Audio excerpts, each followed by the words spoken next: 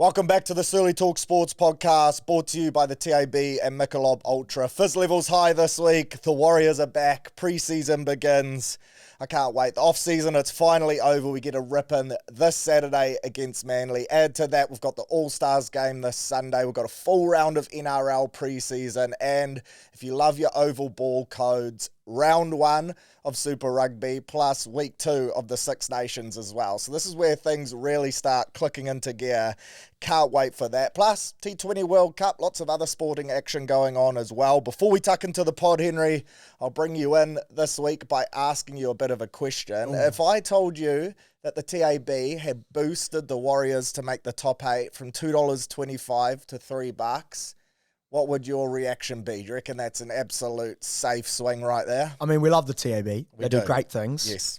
But it's not their smartest thing, I think, of all time. I'd be putting money on it instantly. You think? I've seen that it's a max. I've seen that the max bet's $20. Yes, and it's clearly $20 for a reason. Yeah. Because I'd be putting more money on that than $20. Yeah. That's a shoo-in. We both did we dabbled around our top 8s last week. We're going to do them properly in 2 weeks' time. We both had the Warriors top 8. I had them top 4. Yeah, I think they're scraped there. They're in that top 4, probably in that 4th range. Yeah. So, I mean, geez, top 8, $3. Absolute bargain. I think as well it runs right up until the kickoff of the first game. So what will that be? 8 p.m. Friday night, 6th of March. You have until then to jump on board. Highly recommend though. And shout out to the TAB for doing that, because like you said, it could send them under, mate. Yeah, I'm not sure. I mean, it's a good marketing. They're going to get a lot of money for it. Yes. But, I mean, come the end of the season, it could be a little bit of a dodgy sort of scenario. For sure. Well, let's start with the NRL. We're on the topic, and on Monday, or was it Sunday, actually, I think? Sunday Arvo. Something went down that no one really saw coming, and geez, did it break the internet. Payne Haas, out of nowhere, announces that he is off to the Rabbitohs on a 3-year deal. And this, to me, I said it came from nowhere. Well done to the Bunnies. Well done to Payne Haas's management. I don't know if it coincides with Buzz Rothfield retiring that this didn't get leaked, because the GOAT wasn't on the scene, but crazy to be able to pull off a signing like that with no leaks. I believe it only really came out after Payne had told the Broncos lads that he was leaving, and what a massive get from Sal. So over the last couple of days, there's been different storylines that have semi-unfolded since then. We've had the whole Payne was potentially lowballed from the Broncos, so his agent just got on the blower, spoke to the Bunnies and said, let's make it happen. Of course, he has plenty of connections there. Boys with Fafita, boys with Latrell, played under Wayne Bennett before, so it certainly makes sense in that aspect. And I get that it's a salary cap sport and you're going to have to lowball someone, but to me, Payne Haas isn't the guy you lowball, so I found that pretty crazy. Since then, we've also been told Broncos looking to table an extension. They were saying 5 years, $6 million, but then since then, that's been updated to say that the Broncos hierarchy have decided they want to move on from this as quickly as possible, and they're not going to offer. So it sounds like this 10-day cooling off period, there's going to be no contesting there from the Bronx. They're not going to have a crack. They're over in the UK at the moment. They've got Payne Haas to themselves. They can hold him hostage for the next few days and try and make something happen, but that's not the tactic. And he's going to be at the Bunnies in 2027, which obviously one of the best players in the game, the best forward in the game, a massive get for them. I do have some questions around it in terms of their lineup for 2027. Cody Walker, he will be turning 36, possibly 37 that year. They're going to need a half. That's a lot of money invested in Latrell, in Payne Haas, and in positions that are not in your spine. So it's going to be interesting to see how that goes. End of 2027, they have the most number of players coming off contract. 22 players at the end of the 2027 season, including Latrell, Jack White, and Brandon Smith. So basically, in my eyes, this is a 1-year hit job next year. They're going to be good this year if injuries go their way, but next year they're clearly all in. It's going to be interesting, though. Like you still need quality halves to get the job done, and I'm not sure if Cody Walker at that age is the guy to do it. But regardless, if Payne Haas is on the market, you lose Kolomatangi. I don't think they were going to be able to upgrade from Keon. They've certainly done it, and it's exciting. Massive blow for the Broncos. Who lowballs Payne Haas? It's crazy, right? I mean, I understand that he's a very expensive prospect when his contract ends. Like that makes sense. And if you want to move on from that and go to a different direction, fair enough. But now that it's sort of come out that they wanted to table an extension after, it just doesn't really make sense that you would lowball him in the first place if you then realise that you wanted to table and an extension. So it's an odd one. I mean, good on the Bunnies. It's a really good move. He's obviously from New South Wales. I mean, it's not. I heard that he's obviously the guardian of his 2 younger brothers, Yes. I believe. Yep. So, and there's a lot of family in Sydney. So it makes sense on that sort of range. But yeah, it's a bit of an odd situation. To me, like for Broncos hierarchy, it's Haas, Walsh, Carrigan, and then you can lowball from there. We all know they've got Jonah Pezzett going there. Reynolds has since announced he's retiring, although there's some chat around Reynolds potentially not wanting to retire. The Bronx want him to retire so that they can play Pezzett. Imagine if Reynolds went back to the Bunnies. That's full conspiracy theory, but imagine if he linked back up with Wayne. That would be an unreal story. But to me, like, Reece Walsh is so good because guys like Payne get him quick play the balls, get the opposition on the back foot, allow him to inject his speed. So, yeah, I'd way rather lowball a Tony Staggs or someone like that who's still a bloody good player, Great player, but you can replace that. Exactly. Like they've shown, and the Panthers have shown in the past, outside backs you can replace. And the Broncos have guys like Kiripani out there not making the team or barely making the team that they could slot straight in. So, yeah, this one shocked me. Well done to the Bunnies. I'm keen to see him go there. His dad was a Bunnies fan too. So I guess he gets to tick that box. But yeah, I was just shocked. I never saw this one coming. So it was kind of cool in a way, right? Everything now happens. You find out 2 days before it gets announced. It was so sick to see it announced. Be like, what the hell is that true? And then see it announced, confirmed 2 hours later. Shout out to Bloke in a Bar, an absolute crash out from Den and Kemp, which was entertaining to watch as well. I mean, bloody journalists to start, releasing everything 2 days before everything happens. But yeah, it's such a weird situation. I mean, good on him. If you're going to do it, do it. But for the Broncos, it just doesn't really make sense the way they were going. Yeah. So, yeah, in all seriousness, I want to focus on the Warriors. Absolutely. I want to focus on the Warriors. So run me through the team list for this Friday at McLean Park. Yeah, it's an exciting team list too, and a strong preseason week 1 team. I didn't expect us to go in with this much experience, but clearly the lads have been ripping into preseason for a while now, and they want to play some footy, and it's great to see. Headlined by the likes of RTS, Wade, Capes, Jacko Ford, Aaron Clark. So there's plenty of talent in the mixer. At the back, Geronimo Doyle gets a chance.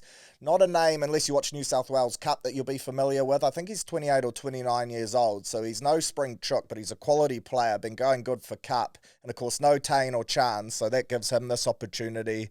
On the wings, you got Hazen Mellors and Roger Tuivasa-Sheck. I'll have a bit more of a spiel shortly on Hazen because I'm excited to see him play. In the centres, Ali Leatoa and Leka Halasima.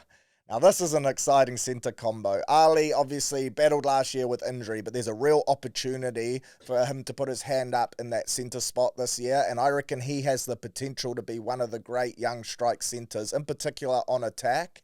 So I just want to see him healthy, and I want to see him put his best foot forward in this game. And then the Leka one, I was surprised. Quite a lot of people saying that they haven't seen Leka play centre before, or kind of shocked that he's named that centre. Of course, the last game the Warriors played in their season, he started at centre against the Panthers. We all know how explosive he is on attack, footwork, speed, power. He's got all the attributes right there. He's actually a really good talker too. He's strong defensively as well. So he has all the attributes of a great centre. He's one I'm going to have a look on for an anytime try scorer, 100%. I like him there. I think it's good having a strike weapon on attack down there because I feel like, no disrespect to our other centres, but I feel like it's a completely different beast having Leka on the left side because then you chuck him the ball and something can happen. Yeah. Whereas previously with our left centre or our right centre, it just seems like we're building off shape, things like that, rather than giving someone the ball to break something open. Yeah, he's a genuine X factor, right? So ball in hand, early ball, one-on-one out wide. He's going to be dangerous. In the halves, we have Luke Hanson and Tanner Boyd, Dimitrik and Jacko Ford as our props. Excited to see Demi rip in with that hissing haircut. First time it's going to be on display in full. He's been wearing beanies and shit, hats at training. He wants to keep it for the big occasion, so seeing that thing back fence it is going to be exciting. Wade Egan at 9, Capewell, Morgan Gannon in the second rows, and Aaron Clark at 13. And then an interchange, an extended one, of course, it's pre-season footy. Sam Healy, Tanner Stiles-Smith, Eddie Iramia Toiava, Kailis Fatiolofa, and then a bunch of just young lads ready to put their hand up and show what they've had. And I've actually gone through and picked through A few players to watch for this weekend. When you're parked up on the couch, you're cracking open a Michelob Ultra. It's 20 to 4 on your Saturday afternoon. Valentines. Great time. Valentines, treat your misso to some preseason NRL. Warriors Manly, you can't beat it. But I kind of picked out a few players that haven't made their NRL debut yet that Warriors fans can keep an eye out for. The first one being Hazen Mellors, 21 years old. 193 centimetres, 100 kilos. So he's that Xavier Coates, William Warbrick type of build. A big body, powerful ball runner, really good in the air. His dad played for the club, so he's in a race actually with Jet Cleary and with PJ Marsh's youngest boy who's just come across. He's still young though, so it's really him and Jet, a race to be the first father-son duo to play for the Warriors NRL team. So that's exciting stuff. He gets a chance to impress here. Obviously, Dallin and Alofiana both playing in the All Stars games. This is Hazen's chance to show what he's got. He can play centre too, so he's versatile. And he's just that big body that we often haven't had on the wing, really, since our Manu Vatuvai days. And he's great in the air, so good kick target. Really keen to see him ripping. Speaking of kicking, Lukey Hansen in at 6. Really good in New South Wales Cup last year. Still only 21 years old. He's a ball-running 6, not a big body, but shit, he rips in. He attacks everything at full speed. He's really strong too. He's been dominating the old wrestling sessions on the mat with Kai Carter France in pre-season. So he's another guy. Like, we've got halves depth, and there's great options there. Wouldn't be surprised if he gets a trot, though, in NRL this year, gets a debut if there's injuries. So keep an eye out for Lukey. Morgan Gannon, big off-season signing. I think he's going to go down as one of the most underrated ones of 2026 if he gets an opportunity. Similar vibes to like when we picked up Aaron Clark, right? Everyone was like, good player, excited to see what he can do at the Warriors. I think Morgan Gannon, once Warriors fans get their eyes on him, they're going to love him. He's the one that's been talked about in the preseason as really impressing, amongst others. High work rate, can play through the middle, can play second row, versatile, and yeah, young, ripped up over in the Super League, so really excited to see him come across to the NRL. Kalis Fatialofa, probably the one I'm most excited about, to be fair. I see him making his NRL debut this year, and I think long-term, he will be one of our starting second rowers moving forward. Just ripped up cup level last year. He was only 20 years old, and he made the New South Wales Cup Team of the Year. He played 27 games.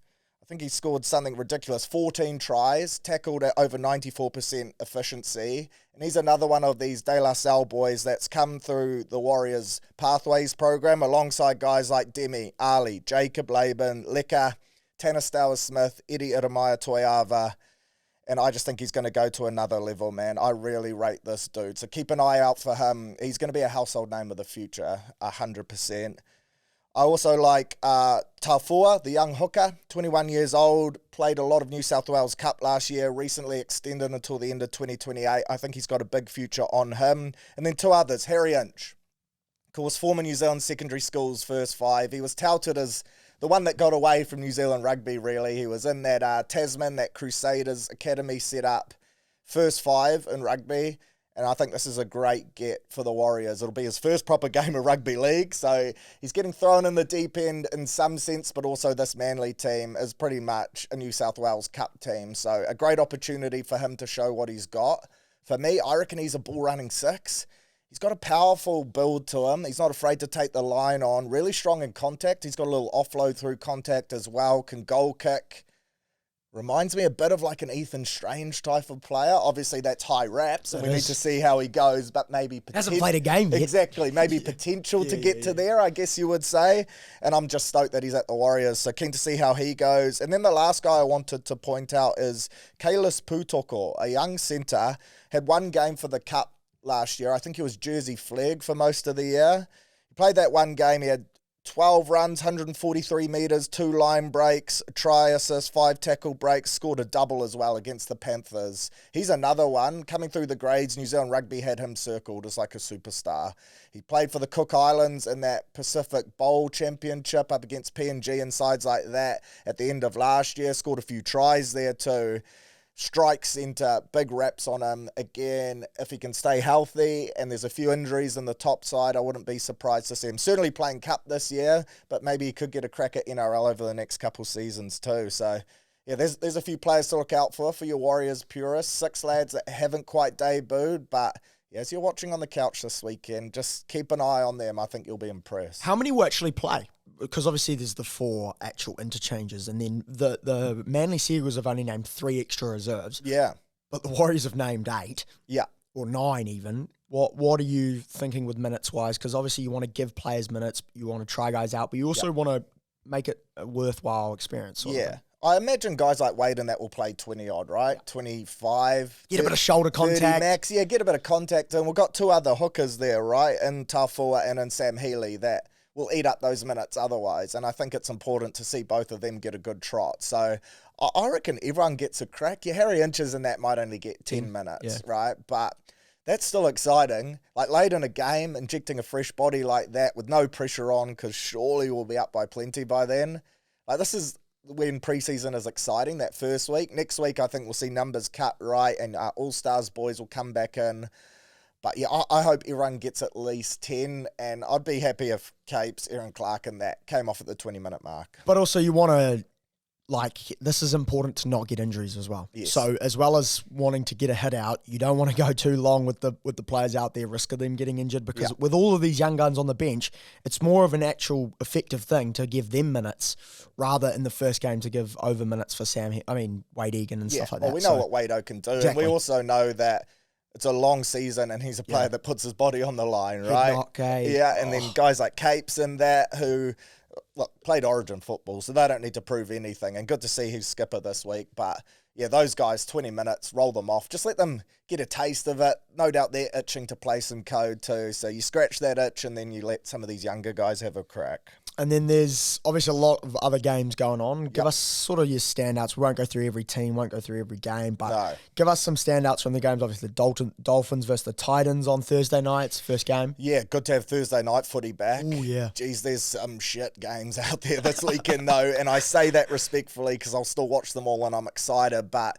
apart from the Vegas teams, right, you got to kind of pick out the odd player in each game that you want to watch, because otherwise it is a lot of young guys getting a crack. That Titans game, though, that Dolphins-Titans game Thursday night, Flegler on the bench, so I'm excited to see him make his return, and it's really positive that he's doing it in week 1. The Dolphins have actually gone pretty all out, to be fair. They got Tom Gilbert starting, and he's co-captain with Isaiah Katoa. They got Selwyn Cobo at centre, so they've actually named a really strong team. I think they will pump the Titans for sure. And then the other guys and team list that caught my eye, the Friday night game, Cowboys versus Panthers. I noticed Jackson Purdue's at centre. There'd been a lot of chat around him in the halves, which made him exciting for me as a fantasy buy, but I think Jake Clifford's partnering Tommy Deard in there, so that might be a bit of a blow. And then for the Panthers, Toby Crosby, Kalani Going, Patrick Moimoy, those Warriors lads that went across, 3 of them getting a run. Excited to see Toby Crosby play. Apparently he's been unreal for the Panthers over in preseason, got his contract upgraded, so that's cool. And no Freddie Lussick in there, and a lot of chat had been that he has been ripping up preseason. So perhaps they're seeing him as like a genuine 14 option, eh? That would be such a Warriors thing. Would be Freddie Lussick. Oh, come on now. Come on. Like Freddie Lussick leaving and then becoming like a proper, not that he wasn't a proper NRL player, but a first grader every week. I mean, he's an effective footballer. So if where do you see him going forward? There's a lot of talk about obviously a dual sort of role. What do you think? Yeah, I think especially with these extended benches now, right? Yeah. He probably gets on that each week because he can play in the middle. He was doing it for the cup side last year. He's a tough bastard, not the biggest body, but he rips in. He can play at hooker, obviously his preferred position too. So he offers a bit of versatility. I still think though, and respectfully to Freddie, I'd rather have a Sammy 100%. Healy, right? 100%. So I just don't think he was going to fit into that Warriors team without multiple injuries, but it's cool to see a guy get an opportunity like that to go to a stack system. And 100% if he gets on the field, he'll go well for the Panthers, because everyone does. What about Toby Crosby and Kalani Going? Obviously 2 really important players for the cup side last year and sort of half got their chances. What do you think for them? Because, I mean, they've got a chance. They do. I reckon Kalani's a genuine chance at making the 17 at the Panthers, eh? Again, another guy that can be versatile if needed. He's a really good player, a good leader too, and I think he'll be showing those qualities over there. Apparently he's been oppressive, and then Toby's just a potential buy.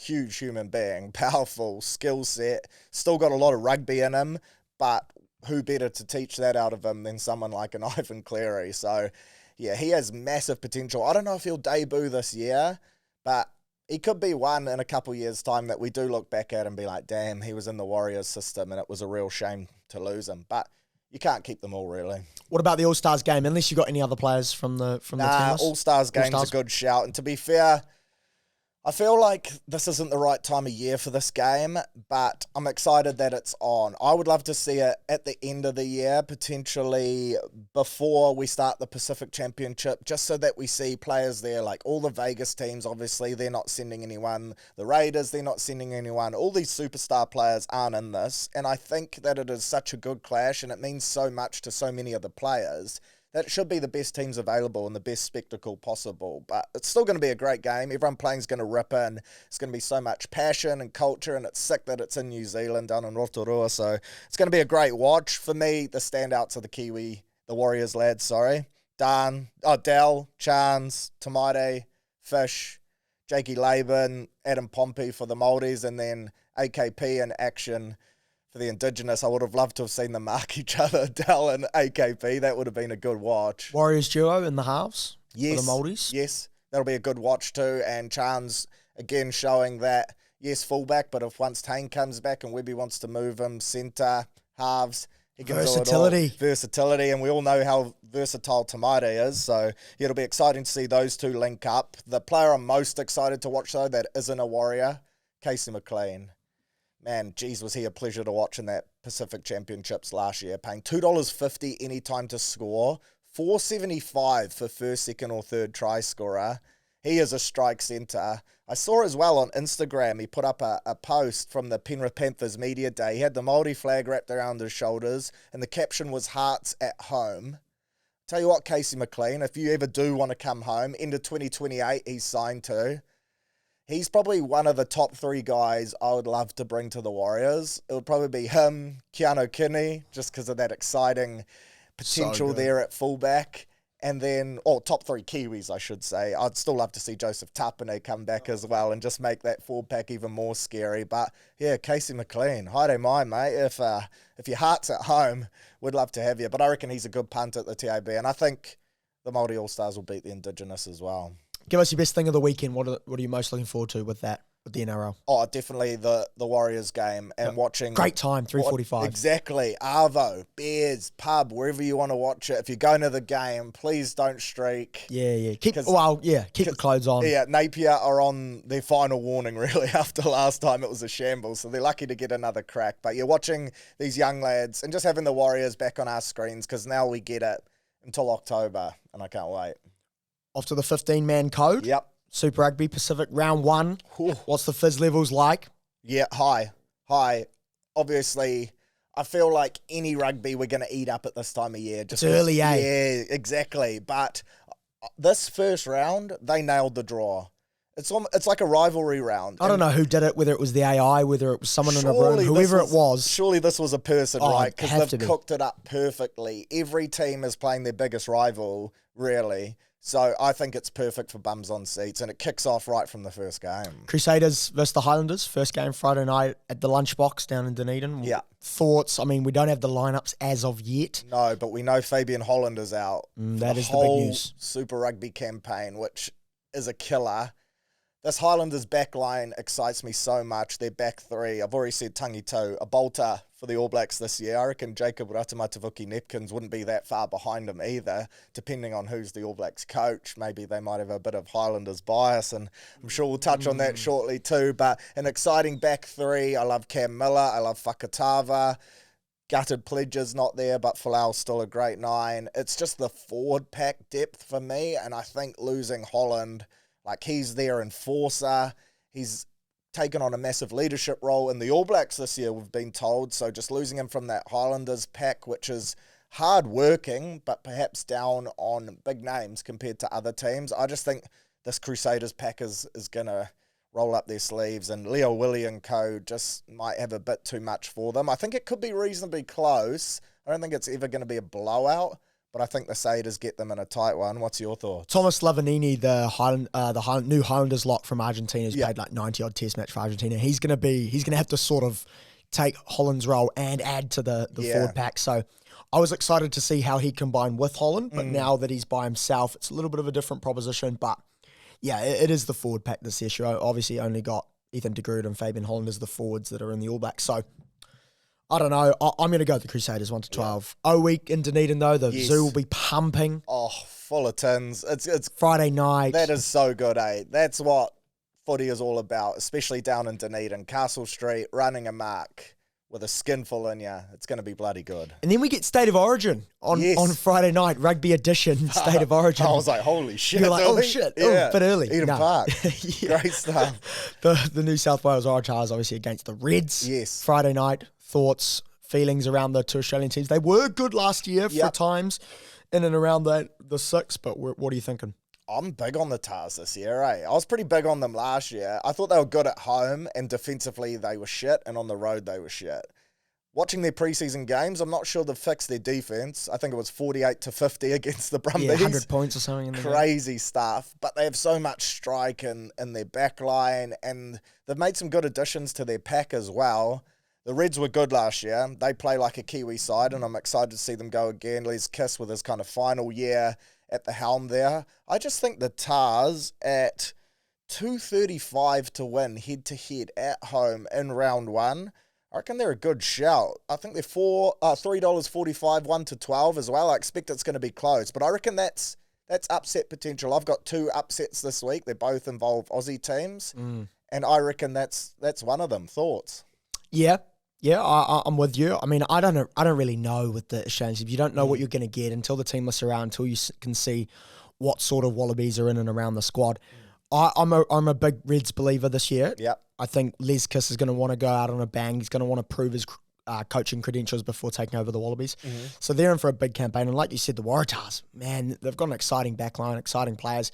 Got a bit of mongrel about them this year too, with the punch up in pre-season, which crazy. Which bring back the biff, absolutely bring it on. Just don't break your mate's jaw. Don't make your But definitely bring back the biff. I'm sure we've all been in trainings where stuff like that has happened. Oh, it's play on. But the bloke can clearly throw hands. He was a huge human being, right? And I know that Fraser McWright at the Super Rugby launch had a massive cut across his eye from pre-season against the Waratahs. So, nice. I mean, they're talking it up as this Origin game. And then we'll move on to Saturday, Fiji and draw versus Moana in Lautoka. Yeah. What a venue that is. What a game. Yeah, tough place to go first up for a dub. That place is a fortress, man. Fiji is a fortress in general, but Lautoka more than anywhere else.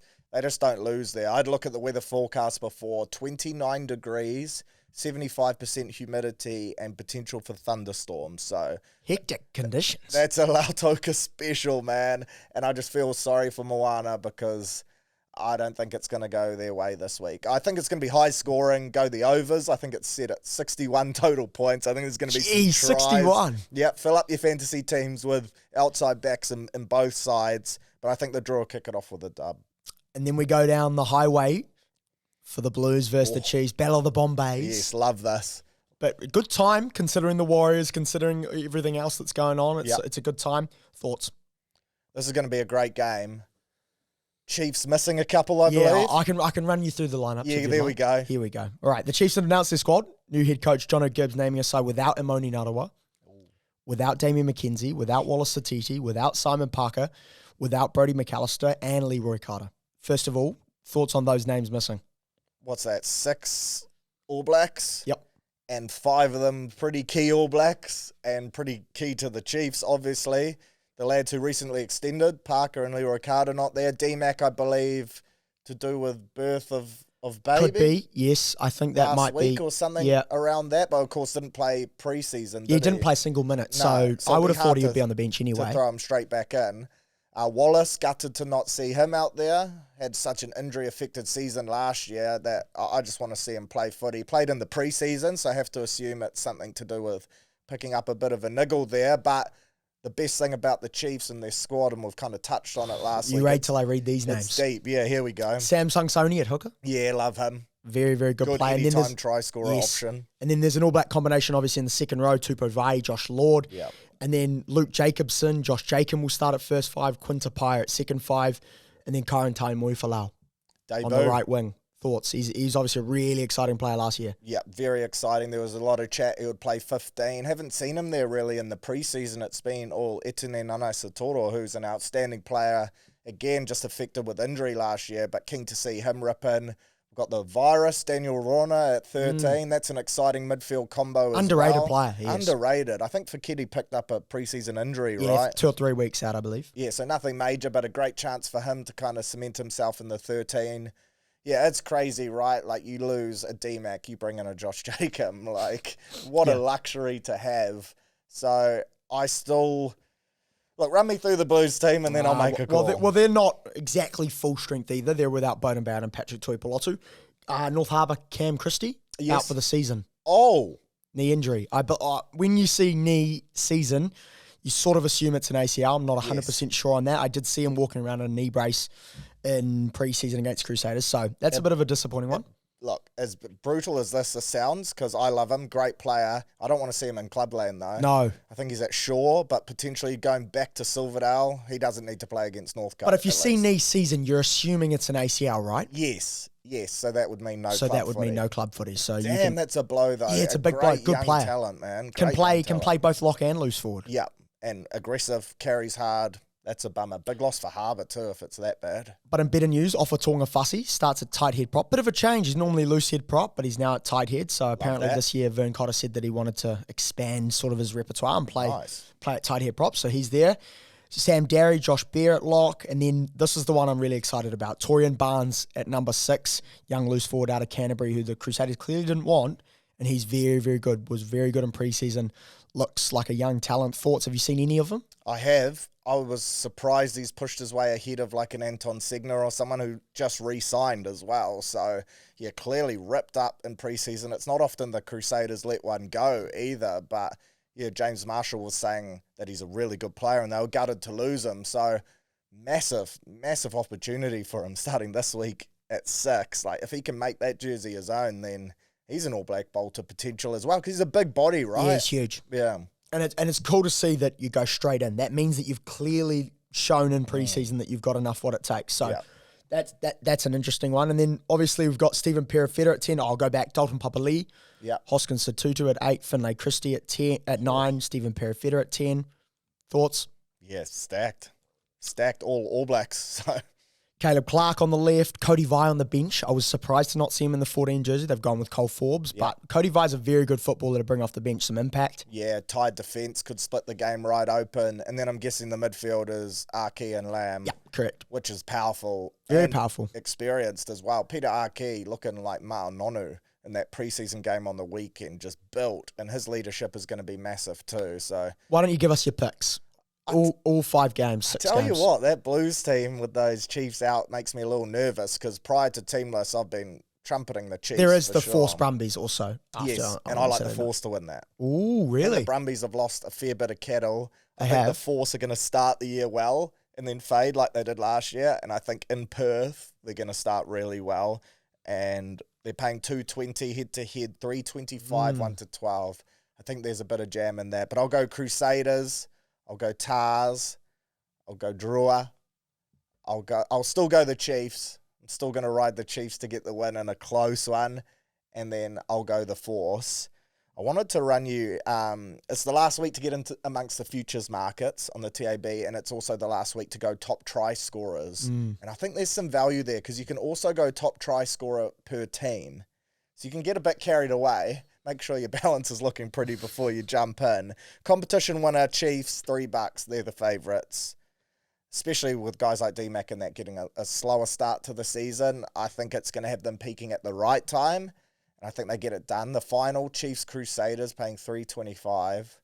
No Canes? Because Canes are my pick to make the final. I'm not saying they're going to win, but the Canes are my pick. The game on the weekend scared me off. I know it's early and they've still got Luckeye and Duplessis and that to come back, but I just wonder, like, 1 or 2 big injuries for them, and it could really hurt. Although great team, and they've been together for a while, so certainly have potential. In terms of top point scorer, I've got D-Mac. I think when he comes back at super level, goal kicking, scores tries as well, and I think he'll play enough to get it. The try scorer options, Caleb Tangito, $15. Caleb Clark is the favourite. I don't think he scored for the Blues last year. He didn't score 1 try, but he's not going to do that again. No, I'll he's tell you that certainly now. not. I think he'll probably score this weekend, to be fair. Yeah, probably. But Tangito, $15, $3 to be the Landers' top try scorer. I reckon that Landers one is pretty safe. 15s, though, I don't mind that. Cammy Roygaard, 21s. Top try scorer. Top try He scorer. does love a try. Loves a try. $6 to be the Canes' top try scorer. They're wingers. There's going to be a bit of movement there with injuries, like Kini Naholo and that. They're going to be in and out of the team. So I reckon he's a good bet there. The other one, Lester Whainganuku. $26, $7 for the Crusaders. Not only is he a winger, a centre, he's also now a number 8, which we saw in that preseason game. And the Crusaders have said they're going to use him as that. He scored 2 in pre-season in the space of 15 minutes, and they were the exact same try. Yeah. Pick and go close to the line, too powerful, too strong. Yeah, so they've said that having him in the team allows them to drop a forward off the bench and go with another back. So they're going to use him as a loose forward in the last 20 minutes of games, which is so exciting as an All Blacks fan because that gives us options on our bench as well, versatility. We can semi-copy South Africa with that. But seeing Leicester in the loose forwards, I'm all for that, eh? And then he comes to the Warriors once the All Blacks win the 2027 World Cup. Yeah, and then Caleb Clark goes to the Bunnies, and there's... Yeah, well, Caleb can come to the Warriors too if he wants. But yeah, big Bunnies fan. He can link up with Payne Haas. There you go. That would be good. But yeah, Leicester, I reckon $7. Yeah, it's good price. Top try scorer. And he's going to bounce between centre and wing. I reckon really good price. So yeah, a bit of money there potentially. Yeah, I agree. I think Leicester's definitely a good shout, especially for the Crusaders one. I mean, it's just a lot of tries he's got to score because Carlo Tizano had 13 last year. Yeah. Jeez, he's a ball hole close to the line, eh? Loves a line out maul. But must have fantasy. Yes. Oh yeah, fantasy. Talk us through it. Are you in? Have you got a league this year? Yes, I've got a league. Nice. I've got a team. I'm going to have to adjust it now that you've read out those team lists. So that'll be one of the first things I do post this. But I'm going to have Leicester in there. I'm going to have Tizano in there too. And I'm looking forward to it. I rate the changes. I think there could still be more. But I do like it. I think it's an improvement still. Well, if they listen after year one and they've improved it for year 2, we're just hoping that year by year it gets slowly they better. Keep chipping away. Yep. All right, let's move on to some All Blacks chat. Yes. Couldn't go a whole podcast without it. No. Talk to us about Jamie Joseph and Dave Rennie. Which is your option? They're both obviously interviewing this week at New Zealand Rugby headquarters. So what are you thinking? Yeah, you told me about this, and I assume the interviews had already been done because they've been talked about for so long, these two guys, right? They might have already been done, but they're in and around happening at the moment. Second interview. That would be, you get the call up to go back. Like, I still think that Hansen and Foster aren't keen, right? Or else there'd be chat about it. So these are the two best options that we have right now. It's post-World Cup what happens for me. If they work together on this 1.5 year hit job, then I'm all for that, for sure. I don't know the dynamic around it and how it would work. I assume Jamie Joe would do the forwards, Rennie the backs. Jace Ryan would probably keep his job, helping out scrum time, set piece stuff.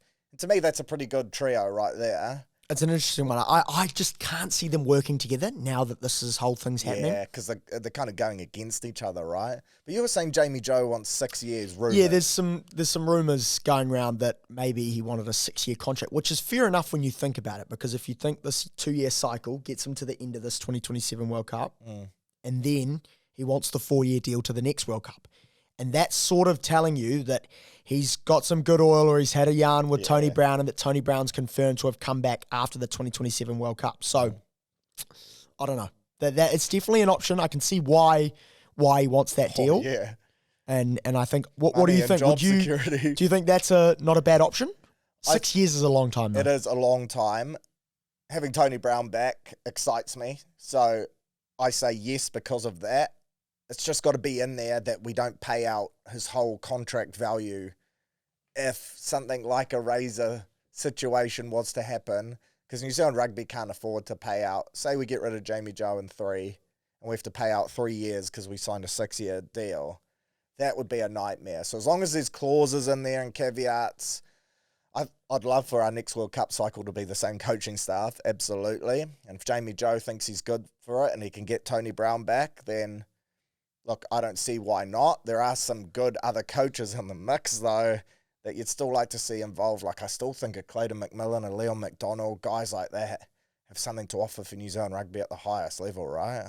Yep, agreed. Give us your answer. Jamie Joseph or Dave Rennie? Because there is a chance, I mean, I think it's unlikely, but in the next time we record this podcast, it could be some good oil around who it actually is. So who is it?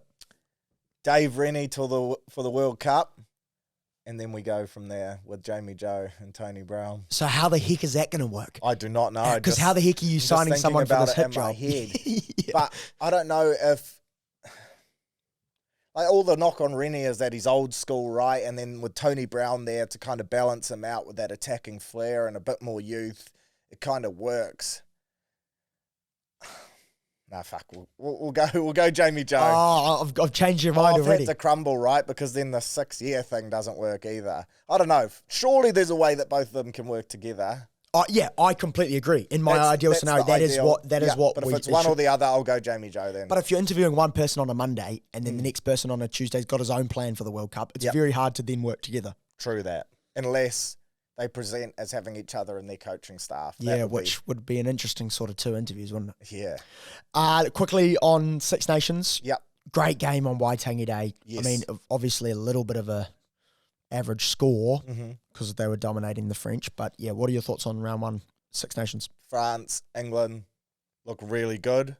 Ireland, they look decent, but they just lack some X factor, some strike. They don't have a game breaker really anymore, right? Like, they've got this weird thing going on now where they've got a few aging backs. They've got some young guys coming through, but they're not quite at that level. They're missing like a James Lowe and stuff too. So I still think they're decent, but I don't expect them to be as big of a force as they have been over the last few years while they kind of go through this cycle. I was gutted for Scotland. Like, that was the biggest disappointment of the weekend for me. I was so looking forward to that game this weekend in Edinburgh against England because I had them as an upset chance. And look, they could still bounce back, but they were pretty piss poor against Italy. Like, you shouldn't lose that game. And Wales just... Do you like Henry Pollock?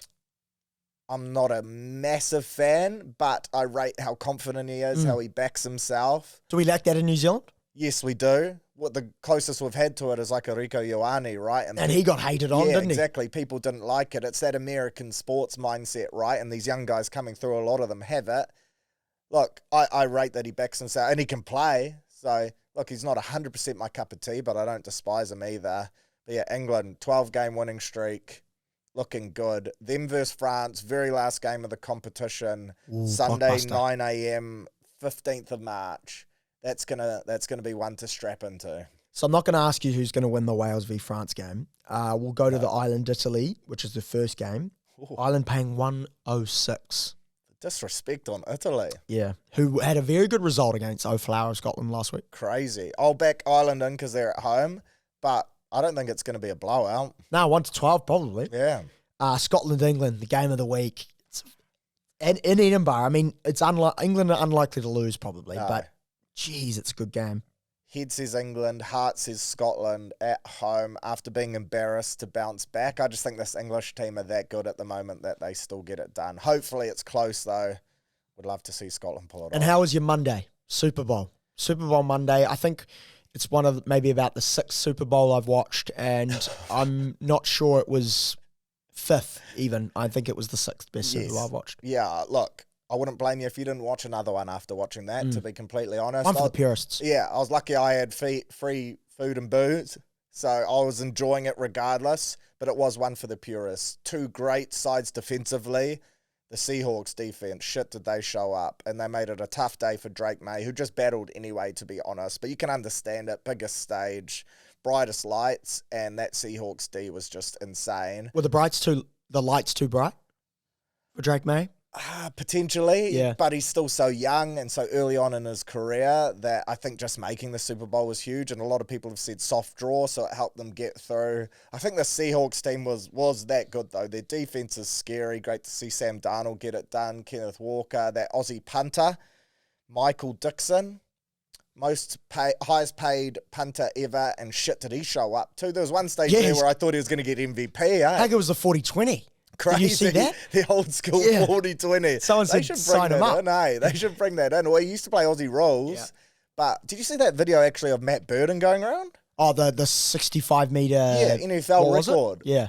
And then I saw all the comments saying, don't show the NFL. Don't say that. Or imagine if Birdo went. Like, that could be a legit option for him in the future. Massive boot on him. He would get But they don't need to kick it that far. He would get paid. Like, like the punter, yes. Yes. The kicker, goal kicker. No. Kicks maybe 30 meters at worst. But so like if you get a 4th down and you're And you're in your own 60 end. yards out, he could bang it and win you a Super Bowl. That would It's a be good option. so sick to see Burton go over there. But yeah, Dogs fans saying no. I'm saying yes. Late last night, know. the Black Caps, good win over the UAE. Yeah. Obviously, it was pretty much expected Yes. of how it was going to go, but a good performance from the lads. Stoked to see Finn Allen bounce back with a great knock. Him and Seifert getting the job done themselves. Seifert in great form. I was nervous against Afghanistan because it was a decent chase, and so many times I've seen the Black Caps lose from that scenario. Well, it didn't look fully convincing when they were bowling.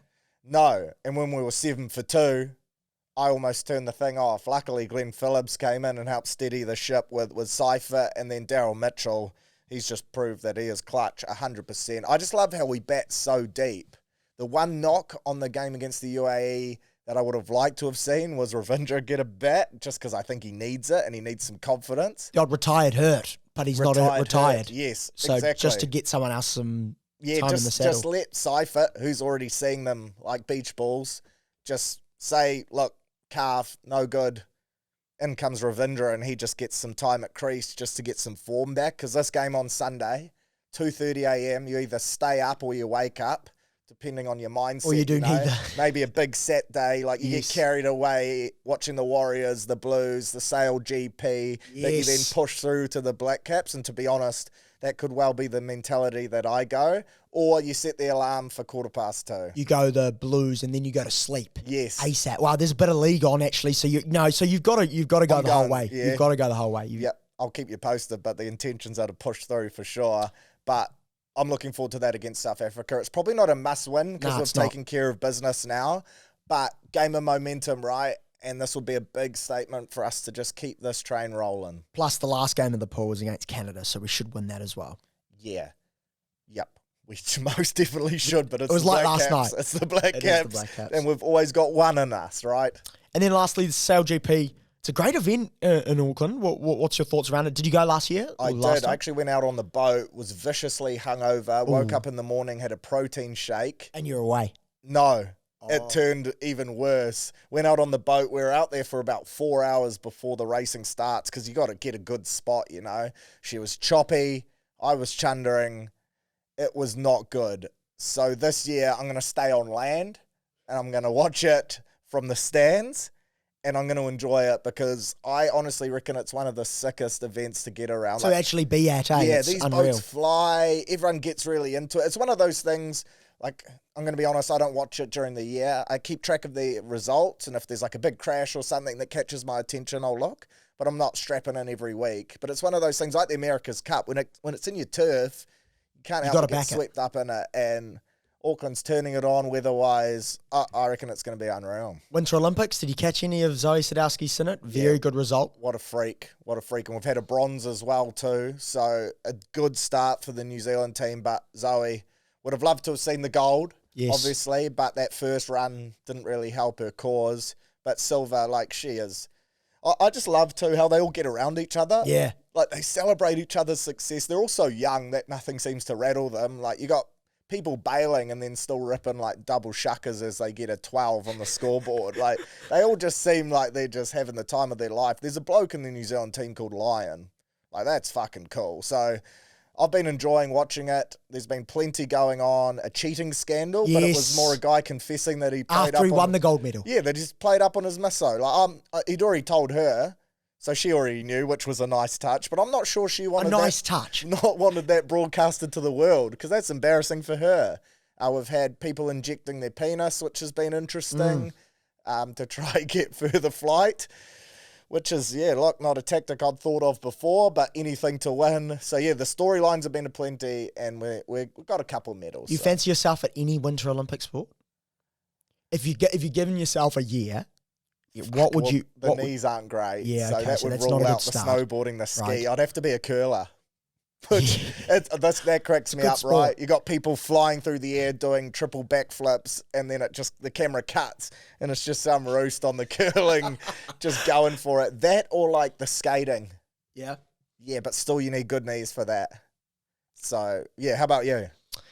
Yeah, I'm not a very good snow sport person. Yeah. I stick to the pizza and the whatever you call it when you're going down the mountain. Yeah. Oh, right. So you're doing the snowplow. The Gotcha. in and out. Yeah, I'm a bit of that, but geez, no, I'd be no chance. Curling looks good fun. I want to give that a try one day. It would be quite fun, eh?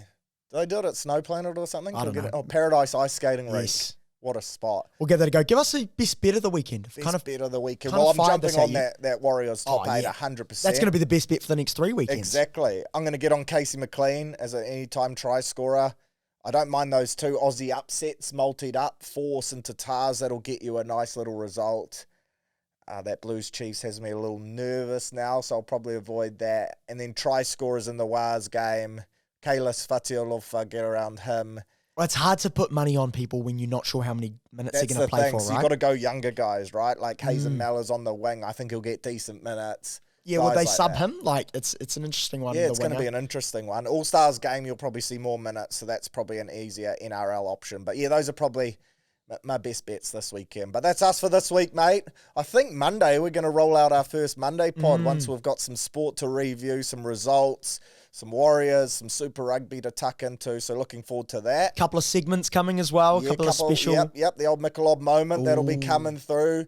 Hopefully the TAB are going to fire through some big wins on the punt, some big multis that we can go over as well and talk about some brave punters that have placed 15-leg multis, put $3 on and walked away with 10 grand. Outrageous shit like that. So looking forward to that. So yeah, we'll be back on Monday. But mate, enjoy your Valentines. Yeah, thank you. Do something nice for the special one in your life. Yeah, breakfast, because obviously there's a lot of sport in the afternoon. So maybe breakfast, brunch, coffee. Yeah. Footy and flowers. Yes. Get the flowers done out the way first, then rip into the footy. Right. That's the game plan.